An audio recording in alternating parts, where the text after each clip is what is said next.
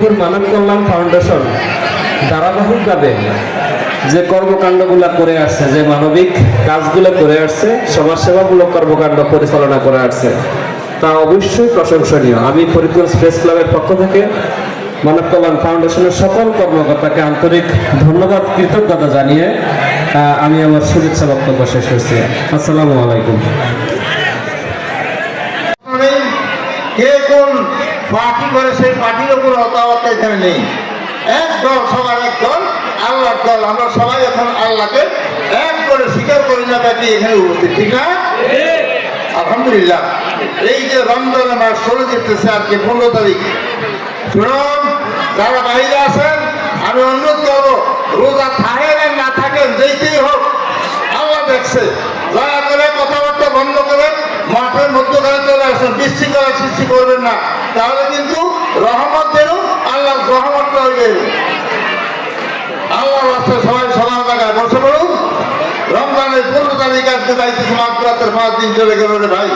আমরা খুব খুশিতে আছি। আমাদের কিছু দক্ষিণালি বাতাসের মতো ফুরফুর করে ঈদের হাওয়া আমাদের গায়ে লাগতেছে। কিন্তু আরেক জগতের মানুষ যারা কবরের জিন্দিগিতে আছে রে ভাই, তোমার আমার বাবা মা থেকে শুরু করে যত আত্মীয়তার মুরব্বীরা আজকে তারা কবরের জিন্দিগিতে আছে, তারা আজকে এই 15 তারিখ থেকে তাদের মন ভেঙে যায় যে আল্লাহ, আমরা তো এতদিন কত সুন্দর ছিলাম, আল্লাহর ঘোষণা অনুযায়ী আল্লাহ জান্নাতের দরজা বন্ধ করে দিয়েছেন, জান্নাতের দরজা খুলে দিয়েছেন, সুতরাং আমরা শান্তিতে ছিলাম। আল্লাহ না জানি সেই পুরানো অবস্থান আমাদের ফিরে আসে, এই জন্য তারা গুণদানি করে, কান্দাকাটি করে। সুতরাং সম্মানিত আমি অনুরোধ করবো, যারা বেঁচে আছেন, দুনিয়া আল্লাহ বাঁচিয়ে রাখছে, আমি এই ময়দানে ইচ্ছা করে দেখা যাবে 90 জনের বাবা মা কবরে চলে গেছে, জগতে বেঁচে নাই। তবে আমরা সবাই মিলে সেই বাবা মা দুয়ের মাগফিরাত কামনা করবো।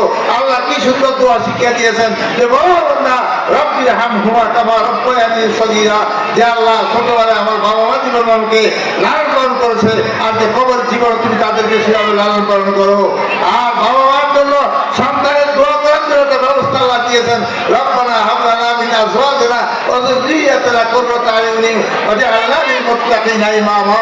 সেরকম সন্তানের জন্য বাবা মা দোয়ার গ্রন্থ আল্লাহ শিখিয়ে দিয়েছেন, বাবা মার জন্য দোয়া করার গ্রন্থ আল্লাহ শিখিয়ে দিয়েছেন। আর সম্মানিত ভাইয়েরা, উপস্থিতি আজকে গত বছর হয়েছে, আগেও হয়েছে, এখানে মানব কল্যাণ ফাউন্ডেশনের পক্ষ থেকে ইফতার মাহফিল। এটা কোনো রাজনৈতিক মঞ্চ নয়, এটা হলো ব্যক্তিগতভাবে সব ধর্মীয় মুসলমানদের একত্রিত হওয়ার একটা ব্যবস্থা। আমি অনুরোধ করবো সব ভাইদেরকে, যারা বিত্তবান সামর্থ্যবান, লাইন সাকার তুমি আজিজান্নাকুম ওয়া লাইন কাফারতুম ইন্না আযাবি লাশাদীদ। আল্লাহ তোমাকে ধন সম্পদ দিয়েছে, শুকরিয়া জ্ঞাপন করো।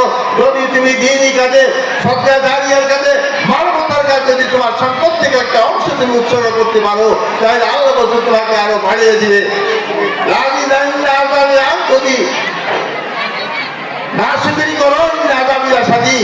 যদি তোমার সম্পদ পেয়েও তুমি দ্বীনি কাজে ব্যবহার করতে না পারো, কারণ আল্লাহ রাসূলের সময় সাহাবারা একটা খেজুর 2 জনে খাইতো, যে অল্প অল্প দিয়ে সবাই